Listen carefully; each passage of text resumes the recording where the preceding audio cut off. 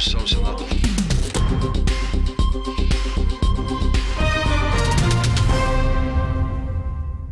Olá, rodovias, ferrovias, hidrovias, portos. O Brasil é um dos maiores produtores agrícolas do mundo, mas o escoamento da produção ainda é um dos principais problemas do setor. No Senado, especialistas discutiram alternativas para enfrentar os gargalos logísticos no transporte de grãos no país.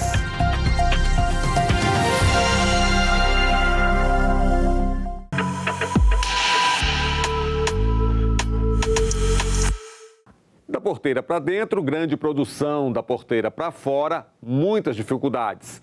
O agro enfrenta problemas já conhecidos pelos produtores rurais em todo o país. A falta de infraestrutura adequada. O agro representa praticamente quase que 30% do PIB brasileiro e nós temos, como um país produtor, as maiores dificuldades que um país possa ter na questão de infraestrutura, desde rodovias, ferrovias, hidrovias, próprios gargalos nos portos marítimos e também nos portos onde chega por terminal rodoviário e é feito o transporte fluvial. O produtor ele fala sempre, tem que ser competente da porteira para dentro.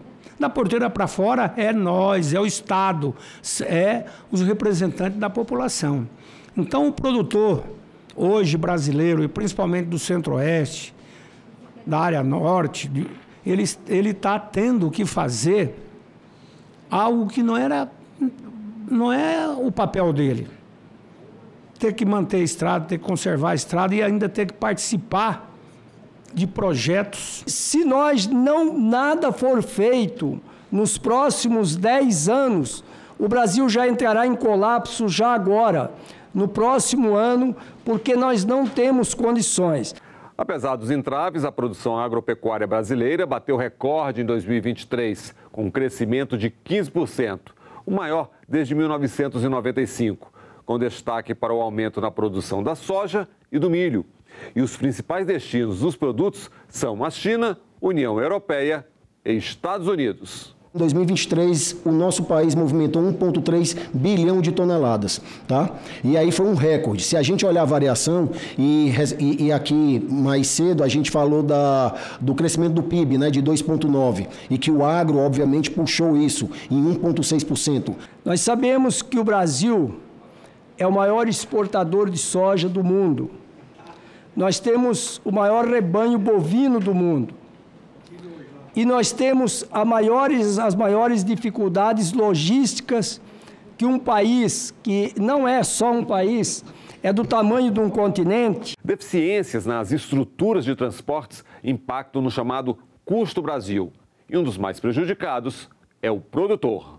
Para nós, o produtor aqui, né, brasileiro, e senador Jaime, Vossa Excelência, que é também um grande produtor, sabe, né, o que é concorrer no mercado internacional, onde eles têm uma logística extremamente eficiente, e o produtor aqui tem que suplantar tudo isso com um custo Brasil extremamente elevado. É tão dificultoso para nós, os produtores, que além de nós estarmos preocupados da porteira para dentro, nós temos que estar preocupados da porteira para fora. Se matar a galinha, não existirá ovos, seja ovo qualquer de natureza, né? E o produtor hoje, brasileiro, eu diria que é o ovo de diamante, porque nós estamos tendo a coragem, né, de produzir para fazer com que esse país seja um país superavitário, graças exatamente à produção rural desse país. Que nós precisamos ajudar essa logística e isso, que nem falou o senador Wellington, é de competência, é de se abraçar essa causa aqui no Congresso Nacional e nós ajudarmos o nosso país, a nossa produção brasileira. Arco Norte, Paralelo 16, as novas fronteiras agrícolas do país. Como você vê aí na parte de cima do mapa, o Paralelo 16 engloba o Centro-Oeste, os estados do Norte e Nordeste do Brasil. E já o Arco Norte são os portos localizados do Amazonas à Bahia. Em 2023, a produção brasileira de soja e milho chegou a 286 milhões de toneladas. Desse número, a região acima do paralelo 16 foi responsável por quase 69% de toda a produção brasileira. Mas apenas 34% dessa produção foram enviadas ao exterior a partir de seus portos. A importância do Arco Norte na logística do escoamento. Um número que é muito grande e que vem crescendo continuamente e está se destacando como principal fronteira de escoamento dos produtos agrícolas.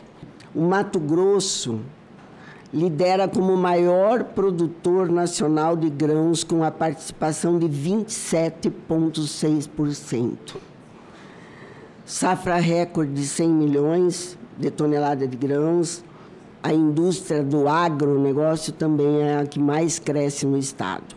Então, temos grande produção, mas dificuldade de escoamento. Os gargalos, o principal deles é a baixa integração entre os diferentes modais de transportes. A logística não significa simplesmente o porto, né? Mas eu tenho que chegar até o porto, então tem que ter os acessos. E não é só o rodoviário e o ferroviário, não. É o acesso aquaviário. Se você pegar os grandes países, os desenvolvidos, a matriz é basicamente 30-30-30. Então você tem 30% na rodovia, 30% na ferrovia e 30% nas hidrovias. Hoje aqui o Brasil, eu tenho hoje a parte hidroviária, ele não ultrapassa 10%. Eu acabo de chegar também lá dos Estados Unidos, onde eu estive em Miami, e lá fui visitar exatamente a questão da logística, os portos ali na cidade de Miami, e principalmente voltado para a questão de container. Mas a gente vê um porto ali que está interligado com a ferrovia e com a rodovia e que apenas em 4 dias eles conseguem fazer a distribuição em todo os Estados Unidos. E eu falo isso porque a gente conhece, né? Principalmente os Estados Unidos, que é o maior concorrente, o maior produtor, o maior comprador, o maior vendedor, né? Tudo no superlativo. E eles têm uma logística extremamente eficiente. O Brasil, da forma como ele precisa de todos os modais de transporte. Ele precisa da ferrogrão, ele precisa da FICO, ele precisa da rodovia, ele precisa da hidrovia, ele precisa de todos os tipos de transporte para dar conta da nossa safra. A gente precisa de acessos terrestres melhores, rodovias, ferrovias, acessos aquaviários, rios navegáveis, as hidrovias com segurança, com balizamento, com investimento, com dragagem. Então, com isso a gente consegue melhorar a produtividade e dar mais expressão ao produto nacional lá fora, dar mais competitividade. O DENIT, ele vem, junto com o Ministério, investindo pesado nos corredores logísticos. Eu acho que essa tem que ser uma diretriz nossa. É importante que todos os modais juntos facilitem o escoamento da nossa produção. Corredores do Agro é a conexão das principais rodovias com os portos fluviais e marítimos para exportação dos produtos agrícolas. Senadores e representantes do governo discutiram os principais problemas de transportes na região. E apesar dos investimentos recentes, as condições das estradas ainda preocupam. A BR-364, senador Wellington, vai ser privatizada porque você sabe que não tem mais condição, vai ter que ser privatizada também. Do módulo que está o pedágio, que vai ser as praças de pedágio, você sabe disso, que do caminhoneiro não tem mais como tirar. Não tem mais como tirar de ninguém.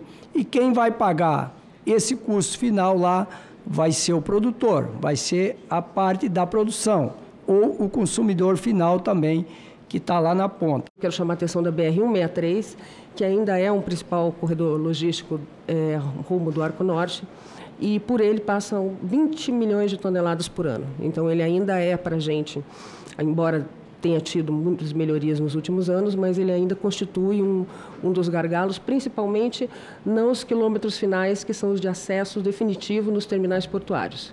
O senador Bagato lhe falou da concessão da 364, são duas. Uma na região nossa de Jataí até Rondonópolis e a outra lá no Nortão. Então, para nós, interessamos sim a concessão da 364 nos 2 trechos, né? Tanto do norte como aqui da região, indo para o centro-sul do país. O principal via de escoamento do oeste da Bahia, a BR-242. Embora também, do mesmo modo, a gente tenha tido melhorias nos últimos anos, mas ainda faltam. Alguns trechos ainda falta pavimentação e falta principalmente a criação de uma terceira via de pavimento em alguns trechos de aclive.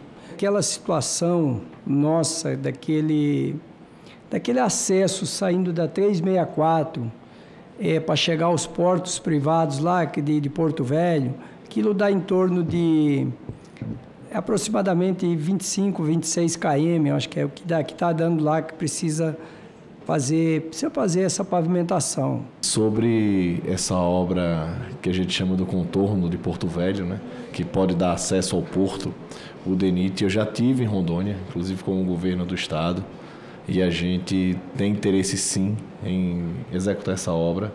A nossa ideia é executar um novo projeto. Então, se a gente vai investir em um acesso, que esse acesso já seja feito em via dupla, né, que já seja um acesso que garanta que todas essas carretas consigam chegar com tranquilidade ao porto e àquela região portuária. Vamos se debruçar nessa situação lá, porque precisamos ver o que precisa fazer, o que o Senado pode ajudar, a Câmara dos Deputados, o Congresso pode fazer.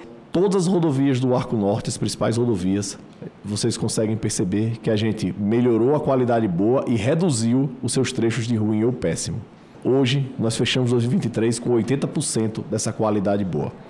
E isso em números, são mais de 2.000 quilômetros que entraram numa qualidade de rodovia como boa, e a gente ainda reduziu em 1,2 mil quilômetros o resultado do ruim ou péssimo. Agora, ferrovias, uma das opções de transporte mais baratas, mas com oferta insuficiente.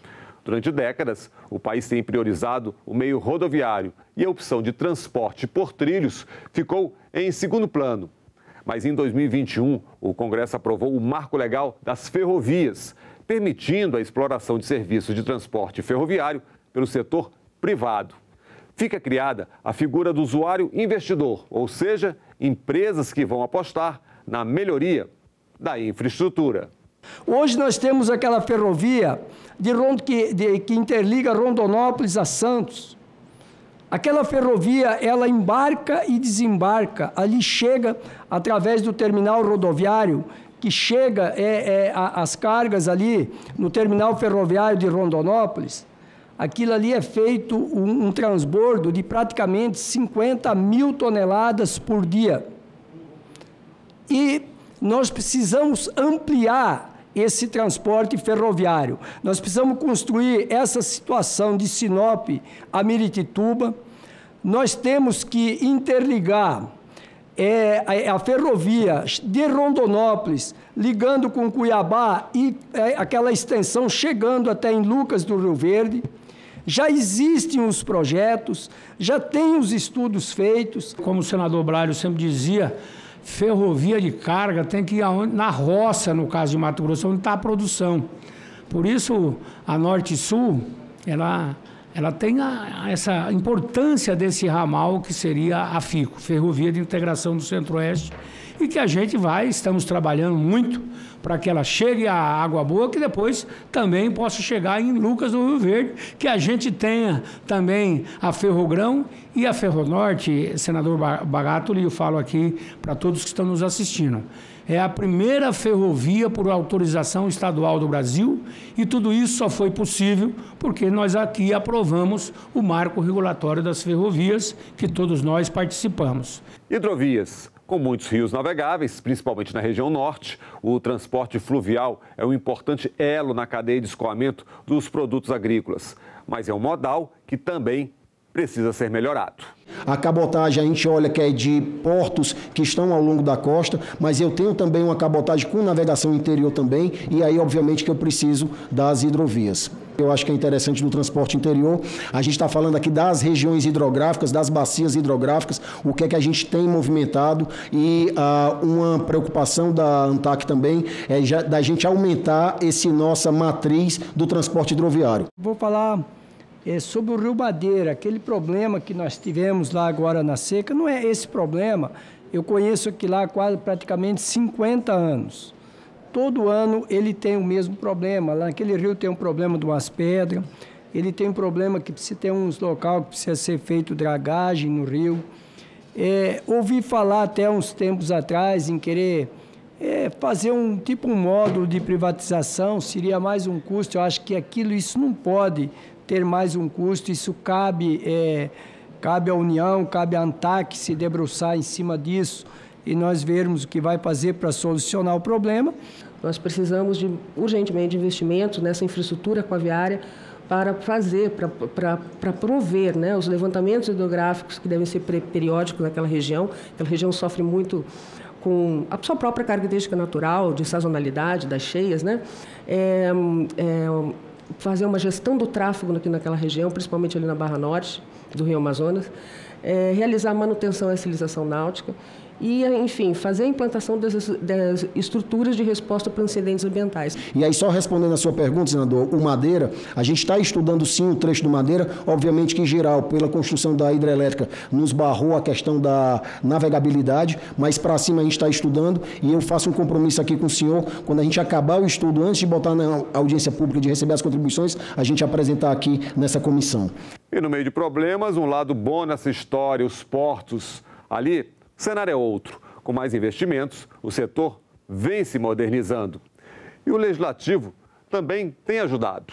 Além de alterações na lei dos portos, em 2023 foi sancionada a lei que prevê ampliação até 2028 do prazo de incentivos fiscais para investimentos no setor, como compra de máquinas e equipamentos. Acabamos de aprovar o reporto.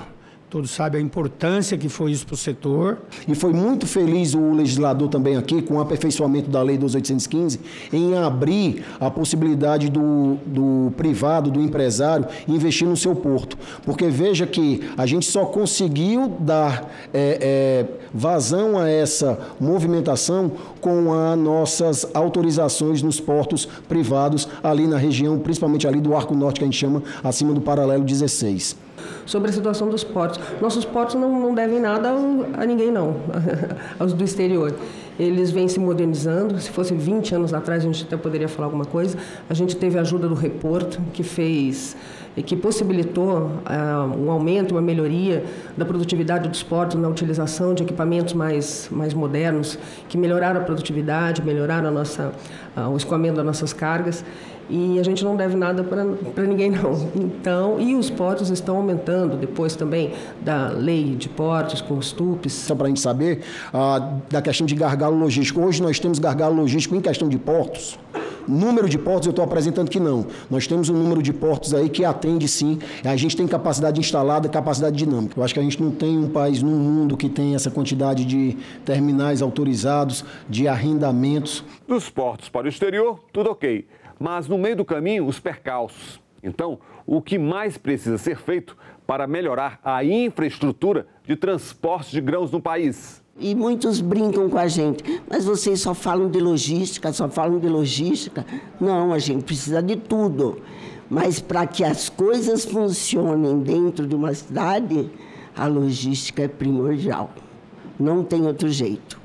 E para que as coisas funcionem dentro do nosso agronegócio, nós precisamos da hidrovia, da ferrovia. Atualmente em andamento na ANTAC temos 17 empreendimentos em fase de anúncio público, né, que são candidatos a potenciais terminais autorizados, e uma previsão de investimento de pouco mais de 10 bilhões desses em anúncio público. Precisa olhar também para a questão hidroviária. Ela é muito importante hoje na questão que a gente discute, os green ports, a hidrovia, a gente tira o caminhão. Teve uma discussão muito boa na CNT, em que a CNT apoia a hidrovia, porque eu não estou tirando o caminhão vai ficar no porta a porta. A gente vai fazer aqueles longos percursos pela hidrovia, o que é mais sensato, obviamente. Então, assim, eu acho que tem todo esse panorama. Nós estamos estudando alguns trechos hidroviários e, de novo, reafirmo aqui meu compromisso de apresentar aqui para essa comissão a questão das hidrovias e sempre com o pilar de que nunca a tarifa pode abalar a questão do frete, que aí não teria sentido da gente estar discutindo isso. Se a gente levar em consideração só os corredores do agro, os principais investimentos, a gente chegou a 2023 num investimento de 3,6 bilhões liquidados contra 1,98, que foi o máximo em 2022 que vinha sendo investido na infraestrutura dos corredores do agro. Nossa perspectiva para 2024 é alcançar 4,7 bilhões nesses corredores. A gente vai ter uma secretaria de hidrovias muito importante para a região norte e do Arco Norte e que tem a participação do Ministério de Portos, né? E a gente vai ter não só as hidrovias, como também a concessão de potenciais vias navegáveis, que isso é muito importante para a segurança da navegação. Eu acho que a gente tem sim que olhar para a questão das embarcações de cabotagem, priorizar nas atracações, entendeu, senador? Que eu acho que assim, cabotagem é porto a porto e é consumo imediato nosso. O governo tem investido, o legislativo tem feito a sua parte, mas a produção aumenta ano a ano. E as demandas também, ou seja, há muito ainda a ser feito. E isso é urgente, não pode ficar na promessa. Nós vimos aí a fala da ANTAC e do DENIT, que são promissoras. A gente tem visto o esforço do governo em melhorar a infraestrutura. No ano passado e neste ano foram lançados programas para garantir o escoamento da safra, onde nós estivemos presentes. Estamos vendo resultados, mas, como dito anteriormente, ainda muito aquém do que o agro necessita. Nós temos que solucionar esses problemas nós temos que se debruçar. O Congresso Nacional, o Executivo, o próprio Judiciário, e nós entendermos que nós precisamos avançar, porque senão nós vamos ter seríssimas dificuldades nos próximos anos agora. E o Brasil tem condição de crescer em muito a produção brasileira. Então, nós vamos votar o orçamento novamente, queremos colocar o recurso, porque sabe-se que a infraestrutura é a melhor forma de retomada da economia. Nós fizemos uma peregrinação no STF, pedindo para desbloquear um estudo da Ferrogrão. Eu nunca vi um país que bloqueie um estudo, seja para dizer não, mas faça. Hoje nós temos essa previsão de licitações de aproximadamente 20 terminais, tá? Isso aí, de novo, somente para dentro do porto organizado, fora as nossas autorizações, o que é que está lá já rodando na ANTAC, e uma previsão para 2025 também de 6. Então é um desafio grande frente ao que a gente fez nos últimos 10 anos.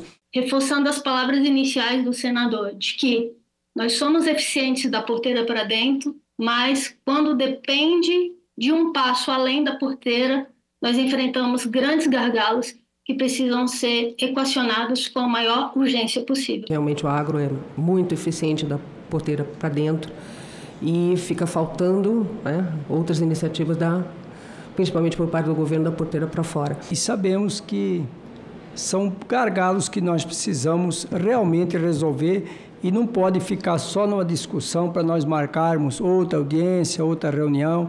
Nós temos, que nem eu venho falando sempre, é um compromisso do Congresso, do Executivo, do próprio Judiciário, cada um fazer a sua parte, para nós melhorarmos essa questão de infraestrutura no país. É isso, estradas em boas condições, rios navegáveis, mais ferrovias, portos bem equipados para garantir o escoamento da safra brasileira nos próximos anos. O agro, o Brasil, não pode parar. O Em Discussão fica por aqui. Até o nosso próximo programa.